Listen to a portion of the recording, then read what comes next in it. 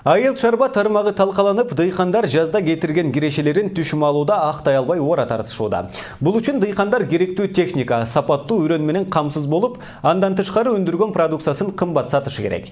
Айыл чарба жаатындагы өксүктөрдү жоюуну максаттаган Өнүгүү Прогресс саясий партиясы кезектеги 59-чы МТСти Баткен облусунда ачты. Дыйқандар эми эскилиге жеткен техникалар менен эмес, жаңы тракторлор менен жер айдап, жазгы тала жумуштарын тездетишет. Өнүгүү Прогресс саясий партиясы айткан убадасын аткаруу менен дыйкандардын жумушун жеңилдетүүдө. Буга чейин аталган партия 61 МТС ачууну убадалаган болсо, кезектеги 59-чу МТС Баткен облусунун Исфана шаарындагы Самат айылында ачылды. Биздин партия идея көтөрдү. Биздин партия ушу идеяны аягына чейин чыгарып келет. Бирок 60 МТС бул Кыргызстан үчүн аз экен. Biz ушуну жазып атканда 500-600 деп айтсак болот эле, бирок ушундай биз чочуладык. Эгерде көп айтып койсок, аткара албай калсак, анда эл бизди калпычы деп айтат деп ушундай коркконбуз. Бирок биз азыр өзүбүзгө план койдук. 60 эмес 120 МТС ачабыз деп план койдук. Самат айылында 1700-гө чукул эл жашайт. Айылдыктарды түйшөлдүп келген маселе дал ушул дыйкан чарбасына керектүү техникалардын жоктугу эле.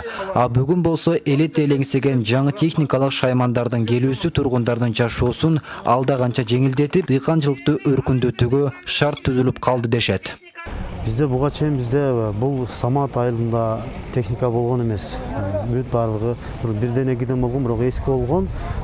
Азыр буюрса бизге жакын техникалар келди. Бизге айылга ушул Самат айылга эң жакшы жардам, жеңилдик болуп калды.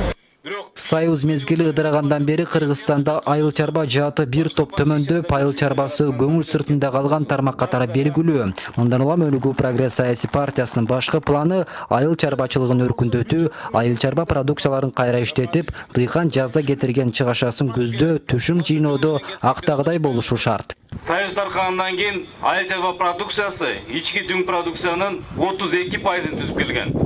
Мындайча айтканда 3/1 бөлүгүнүн мамлекеттин өндүрүшүн түзүп келген. Бүгүнкү күнү ал пайыз 12ге түштү.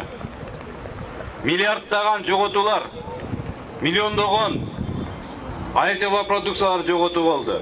Айыл чарба тармагынын өспөй жаткандыгынын себеби бул албетте техникалардын жетишсиздигинен улам айдоо аянттары бош калгандыгы. Эгерде керектүү техникалар менен дыйкандарды камсыз кылып турса, анда буга окшогон көйгөйлөр жаралмак эмес.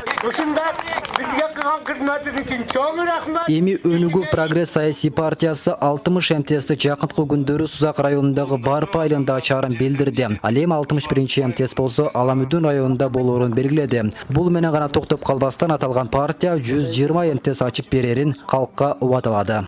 Дөөлөтбек Кочкорбаев, Алымбек Равшанбек уулу, Сентябрь